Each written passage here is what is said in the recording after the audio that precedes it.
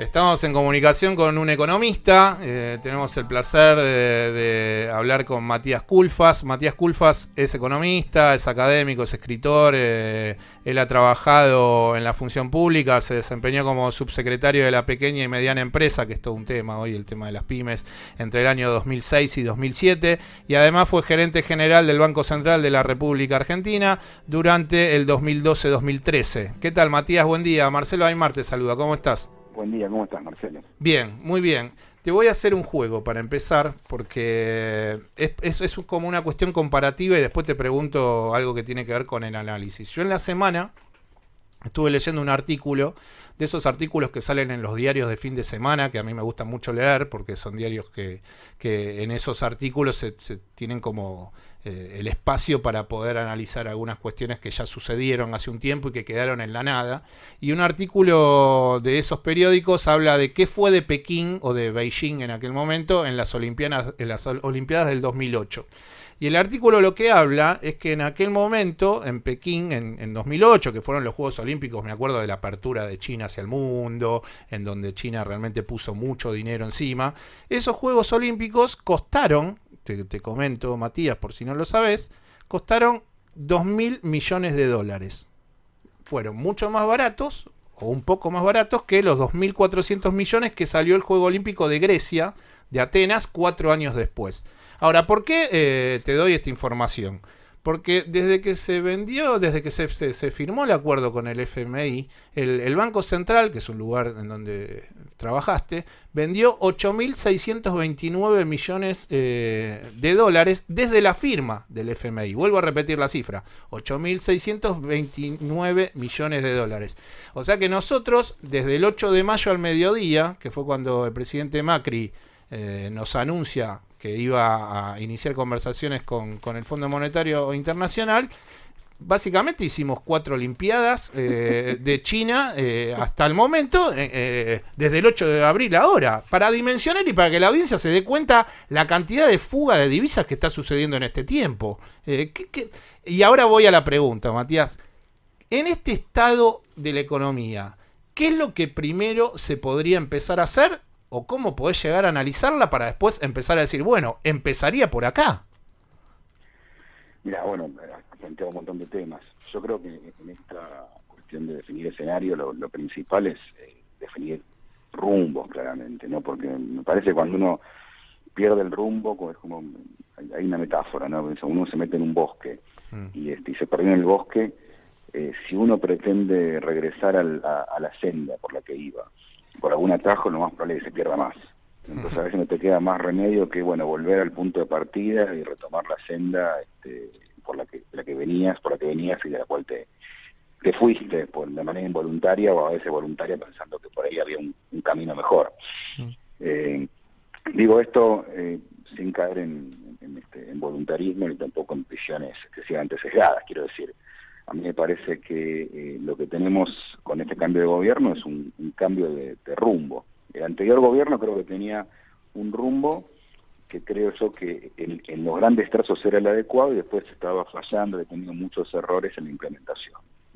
Hubo problemas con la política industrial, un montón de temas que hicieron que, si bien el rumbo, creo yo, tenía cosas muy interesantes, hicieron que no se pudiera prosperar todo lo necesario. Ahora este gobierno te cambió completamente el rumbo. Yo siempre uso esta metáfora, si vos querés ir al norte argentino, Salta, Tucumán, y agarrar la ruta 9, vas encaminado, a lo mejor después tenés que medio cambiar de las llantas del auto, el copiloto, buscar un camino por ahí un poquito mejor, pero... Sí, pero vas hacia el norte. Ahora este gobierno lo que hizo fue agarrar la ruta 3 para Bahía Blanca, y ahí no llega nunca al norte. Entonces me parece que ese es el punto central, como primer punto. Plantear que la Argentina se va a salvar o va a encontrar un camino al desarrollo, generando un marco adecuado para que los capitales internacionales ingresen, sobre todo los financieros, y esto va a generar inversión, creo que está probado que no funciona. Y lamentablemente este gobierno lo sufrió en carne propia, es decir, generó todas las condiciones necesarias para que ingresen capitales, prácticamente no ingresó capital productivo, no hubo inversiones, salvo excepciones puntuales, no hubo inversión productiva, y lo que hubo fue una fenomenal autopista financiera, especulativa, que generó este negocio fenomenal. que bueno, mientras las condiciones financieras se mantienen y la rentabilidad está relativamente garantizada, funciona entre comillas, funciona porque va generando, digamos, ¿no?, el germen del propio, la propia crisis futura. Y me parece que esto es lo que ocurrió este año. Entonces, realmente lo que tenemos ahora es que, bueno, toda esa bola que se armó con la LEVAC, ahora los inversores la quieren desarmar, se quieren ir, y no ven alternativa más que irse al dólar. Entonces, el gobierno este año, para darte el número completo, digamos, ingresaron los 15.000 millones del fondo, 8.000 millones y pico a principios de año, cuando el entonces ministro Caputo dijo que tenía resuelto el plan financiero 2018. Sí, porque él salió a vender, salió a vender bonos en enero muy rápidamente, 9.000 millones. Sí, exactamente, lo que quiero decir es que hoy tenemos el nivel de reservas que es igual prácticamente al de comienzo de año. Y en el medio entraron 23.000 millones de dólares de fondo monetario y de crédito voluntario. O sea que, coincidiendo con vos, te digo, es eso, estamos en una situación donde, digamos, todos los recursos que el gobierno está consiguiendo son para alimentar este apetito por la fuga, por salir del sistema financiero argentino, y el dólar sigue creciendo. No es que, bueno, hicieron todo este esfuerzo y el dólar está a 20. Eso es decir, bueno, pero Matías, disfrutamos de 4 Olimpiadas, ¿no? Vaya nido de pájaro, ¿no? No, es que ahí está el problema, justamente. Este es un modelo donde todos los recursos van en lo financiero. No es que te quedaron sin... Ahí podrías discutir, bueno, nos quedamos endeudados, pero hicimos 4 Olimpiadas, nos quedó infraestructura, bueno, a lo mejor hubo excesos en el manejo, habría que haberlo organizado de otra manera, pero no es el caso. Creo que el problema es ese, que lo que vamos a terminar este año es un año en recesión, con una caída que ya se estima en torno al 1%, y yo creo que si se termina ahí... Ahora, Matías, cuando la administración de Mauricio Macri asume, antes de empezar a hablar sistemáticamente de que el problema era el déficit fiscal y hay que bajar el déficit fiscal, lo que hizo fue 2 o 3 políticas, 2 o 3 movimientos muy importantes para mí, que definieron como un poco el norte de esa ruta imaginaria que recién estabas comentando, que fue, bueno, bajarle las retenciones a la minería, ir en medio del campo a decir que también las retenciones se bajaban al maíz, al trigo, bueno, lo que se llama la baja de retenciones del sector agropecuario, y después empezó este discurso de el tema es el déficit fiscal, cuando en realidad esas políticas lo que hacían era tratar de desfinanciar al fisco. Ahora, hoy en día el discurso es hay que bajar el déficit fiscal, pero por otro lado, la propuesta es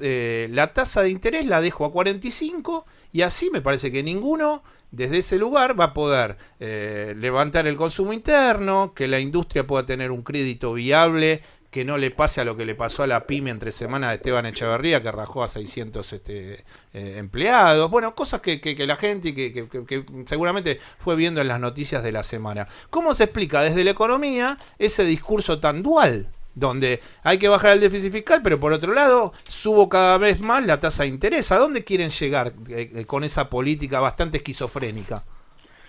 Mira, 2 cosas. Por un lado, con respecto al tema fiscal, creo que diste en la tecla en qué sentido. En que el gran problema es que este gobierno se pone metas de déficit. Hay que reducirlo. Lo que pasa es que, para que se entienda bien, y sobre todo para explicarlo a la audiencia, ¿no? La economía de un país no funciona como la economía de un hogar. En un hogar uno tiene un desfasaje, supongamos un hogar que, no sé, bueno, juntan 30.000 pesos por mes los ingresos de toda la familia. Y los gastos son 30.000. Al mes siguiente sube la factura de la luz, se va 1.000 pesos arriba y quedaste con 1.000 pesos de desfasaje. Bueno, ese hogar hará un ajuste de gasto, dirá, bueno, no salimos a comer afuera, un ajuste de ese tipo, y ajustó y equilibró sus cuentas rápidamente. En un Estado no funciona así. Porque si un gobierno, por ejemplo, dice, bueno, tengo 1.000 millones de dólares de desfasaje, los voy a recortar. Voy a cortar obras, por ejemplo, voy a dejar de hacer caminos por 1.000 millones de dólares. Lo que ocurre al mes siguiente es que ese menor gasto se traduce en que va a haber menos ocupados en la construcción. O sea, esa empresa que hacía los caminos va a despedir a los trabajadores que hacen los caminos. Esos trabajadores que no cobran su salario van a consumir menos. el comerciante, el supermercado va a vender menos. Entonces, al final del camino va a haber menos consumo y menos pago de impuestos. Con lo cual, lo que ocurrió finalmente es que ese gobierno recortó los gastos, pero también ajustó sus ingresos. Con lo cual, al final va a estar probablemente igual, probablemente un poquito mejor, pero no todo lo mejor que quería, o probablemente incluso un poco peor. Entonces, ahí es donde está, creo que, el meollo de la cuestión. Te cae la recaudación también. Exactamente, cae la recaudación positiva, con lo cual este gobierno está generando, por un lado, por el efecto de la recesión, que viene muy fuerte, hemos visto los datos de industria que son realmente demoledores, cae del 8% interanual. Sí, 8 mayo, 8 junio, sí, es el festival del 8 mayo, 8 junio. Esto es tremendo, con lo cual lo que estamos hablando ahí, esto es claramente menos producción, es menos consumo, menos salarios pagados, o sea, hay que ser muy claros en esto. Entonces, lo que está generando es que el gobierno con su ajuste está recaudando menos. Y además, lo que decías vos recién, además le está reduciendo presión impositiva a sectores que tienen más capacidad contributiva, ¿no? Y además con esta cosa un poco perversa uno puede decir, bueno, mire, bajamos retenciones a trigo y maíz y esto generó un efecto positivo en términos de que hubo rotación en los cultivos, se produce más maíz, más trigo, eso es necesario hacerlo, ¿no? Porque a lo mejor un exceso eliminarlas del todo, pero sí que creo que estaba bien reacomodarlas para incentivar la inversión en trigo y maíz. Ahora, ¿para qué seguir bajando retenciones a la soja? Y además genera esta señal donde se le dice a los productores, mira, vendé más tarde, por cuanto más tarde vendas, vas a tener menor carga impositiva, con lo cual encima le generás más problemas en el mercado de cambio porque liquidan menos soja de esa manera. Sí, porque te van a esperar que baje todo, en algún punto si tiene espalda, esperen que te baje un par de meses todo claro, el 0.5 y dice, bueno, y ahí más o menos liquido, ¿no? El que tiene espalda, que es el que regula los precios en definitiva, no es Federación Agraria, o sea, son los grandes pools de siembra. No, por eso digo, a mí me parece que hay que ser muy claro en esto, que el problema del sector público hay que verlo integralmente. Por supuesto hay que revisar sobre todo la eficacia del gasto, dónde se puede mejorar la manera en que se gasta, si hay que hacer recortes en algunos sectores, hacerlo, si el gasto no tiene ningún sentido, que en algunos sectores puntuales, no lo estoy diciendo generalizado, pero también hay que ver los ingresos, dónde realmente se pueden mejorar los ingresos, mejorar la eficacia recaudatoria. Este país tiene una cosa un poco absurda, que es que pagan la misma tasa impositiva la empresa más grande del país y muchas de las pymes más pequeñas que conocemos, que pagan el impuesto a las ganancias del 25% de alícuota, pagan aportes patronales por el empleo, o sea, el empleo tiene la misma carga impositiva, carga, digamos, de aportes en la empresa más grande del país, y el que paga la vuelta, lo cual desincentiva, por supuesto, formalizar el empleo. Es decir, hay un montón de cosas para analizar. La presión impositiva creo que es muy alta, como se quejan en algunos sectores, en las pymes, y baja en otros. Hay realmente sectores de la sociedad muy enriquecidos que pagan poco y nada, porque sus propiedades están valuadas a precios que no tienen nada que ver con la realidad. Entonces, a mí me parece que en este sentido, dependido sea el debate fiscal, pues tiene que ser un debate realmente sincero, honesto, ¿no? Recortamos en el eslabón más débil, echamos empleados públicos, suspendemos proyectos estratégicos. También digo, Argentina, digamos, para pensarlo de manera integral, ¿no? Cuando uno mira el mundo, los países que más se desarrollan son los que más invierten en ciencia y tecnología. No son los países más abiertos que apuestan a que el mercado de capitales crezca. Son nosotros, eso es un complemento, puede tener sentido, pero lo principal es la apuesta productiva científico-tecnológica. Argentina en eso está rezagada, está muy rezagada, y los esfuerzos que ha hecho, digamos que creo que son pocos, pero que son valiosos, ¿no? Ya lo del INVAP, TERSAT, energía atómica, como este gobierno los está postergando. Entonces digo, si encima que venimos rezagados, este gobierno, lo poco que tenemos, lo posterga más, digo, ahí tenemos un problema realmente serio. Ahí donde no hay que ajustar nunca, ahí tenemos que invertir el doble siempre, sino hay que decir, bueno, ¿qué tenemos para hacer de nuevo? Y apostar fuerte, porque ahí está el futuro de la Argentina. Realmente, con el campo nunca vamos a ser un país desarrollado. El campo es una herramienta importantísima, ¿no? Yo no soy anticampo. Pero hay que sumarle a la industria, sí. Y aparte hasta por tecnología. Sí. Te hago dos preguntas en una. Vos actualmente, bueno, después de haber trabajado como gerente general del Banco Central de la República Argentina, dirigís la consultora Idear Desarrollo y además, bueno, tenés sos magíster en economía política de Flaxo.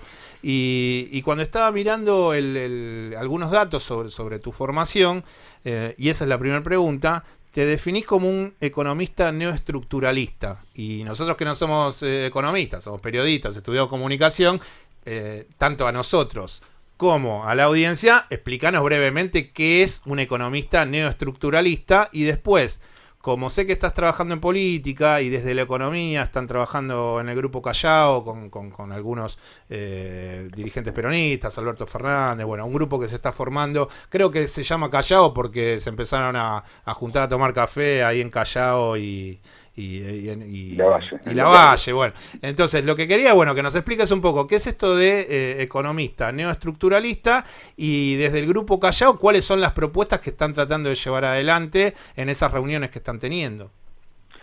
Mira, respecto al neoestructuralismo, yo te diría que en economía hay, digamos, dos grandes versiones. Está la escuela más ortodoxa, que en esencia tiene un planteo que se puede resumir en que, bueno, el desarrollo de los mercados con la mayor libertad posible es lo que va a garantizar una correcta asignación de los recursos y el desarrollo económico.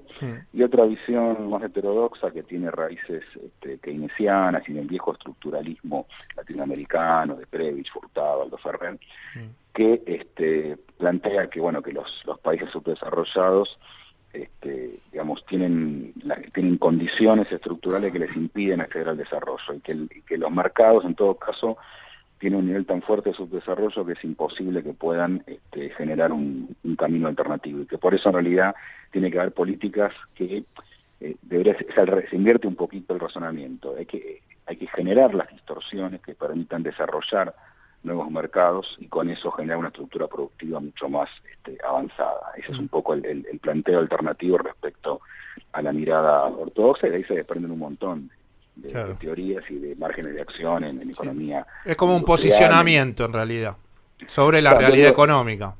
Sí, el neoestructuralismo, para no aburrir mucho de vista, porque son temas por ahí más teóricos, lo que hace es retomar las viejas tradiciones estructuralistas y keynesianas y ayornarlas con algunas versiones más modernas que se han hecho, que, digamos, retoman esas viejas ideas, pero le agregan algunos aportes más novedosos y algunas teorías vinculadas al cambio tecnológico, etc. Esto para como un resumen muy apretado de esto que te estaba comentando. Y respecto al grupo Callao, es como bien adelantabas, es un grupo de un poco de todo, profesionales, militantes, gente con experiencia de gestión, por ahí el más conocido es Alberto Fernández, que fue jefe de gabinete de Néstor Kirchner y de Cristina Kirchner al principio. Sí, habló con nosotros hace un mes y pico. Alberto, por suerte, tenemos el gusto de cada 3-4 meses a entrevistarlo. Y bueno, básicamente el Grupo Callao lo que se ha planteado es la necesidad de volver a discutir un montón de temas de la política, de la economía argentina, para justamente poder empezar a pensar alternativas, ¿no? Bajo el reconocimiento, por supuesto, como te decía antes, de que hay un montón de cosas positivas para destacar del rumbo general del periodo anterior, pero que hay muchas que había que poder a discutir, que sí hubo un cambio de paradigma, de modelo, no es porque la gente fue engañada simplemente, ¿no? A mí me parece que es una visión un poco naif, decir, bueno, en realidad estaba todo bien y la gente se dejó engañar por los medios concentrados, como escucho alguna gente que plantea que esa es un poco la explicación, es una explicación un poco pobre. Creo que, bueno, había... en tal caso había un desgaste de 12 años y después a partir de ahí un montón de derivaciones, pero hay un gobierno de 12 años y eso produce un desgaste hasta en el cuerpo humano de una persona, 12 años. Así que, totalmente, pero yo creo que es desgaste y también me parece que era la dificultad para mirar para adelante, ¿no? Creo que hubo mucho tiempo donde se le habló a la gente de mirar todo lo que conseguimos, todo lo bueno, y la gente me parece que con todo derecho, legitimidad, quiere una mirada hacia adelante. ¿Sí? Todo lo que se consiguió está muy bien, pero también quiero seguir progresando y tengo otras aspiraciones y otra agenda hacia adelante. Y me parece que en ese sentido, eso es lo que logró conectar con cierta habilidad y bastante manipulación el gobierno de Macri, ¿no? Decirle, mira, yo te voy a dar todo esto que hoy te está faltando. Y bueno, la verdad lo que estamos viendo es que no solo no está dando eso que estaba faltando, sino que además está avanzando sobre cosas que estaban mejor, indudablemente mejor. Entonces me parece que en eso, como decía Marechal, del laberinto se sale por arriba. Me parece que hay que salir de falsa antinomia, si estábamos mejor en 2015, bueno, lo que hay que pensar es hacia adelante, bueno, a ver cómo se sale claramente de este entuerto en que nos metió el gobierno de Mauricio Macri, con una propuesta que realmente sea superadora, que nos permita no volver a discutir el 2015, sino discutir el 2019 para adelante y el 2023 y decir, mire, Argentina tiene que recuperar un camino hacia el desarrollo económico y social, volver a poner el eje de la industrialización con ciencia y tecnología, y ahora tener una política, sobre todo para generar empleo genuino, y una agenda positiva que realmente te vuelva a poner en el camino del desarrollo, del cual nos estamos alejando a pasos agigantados.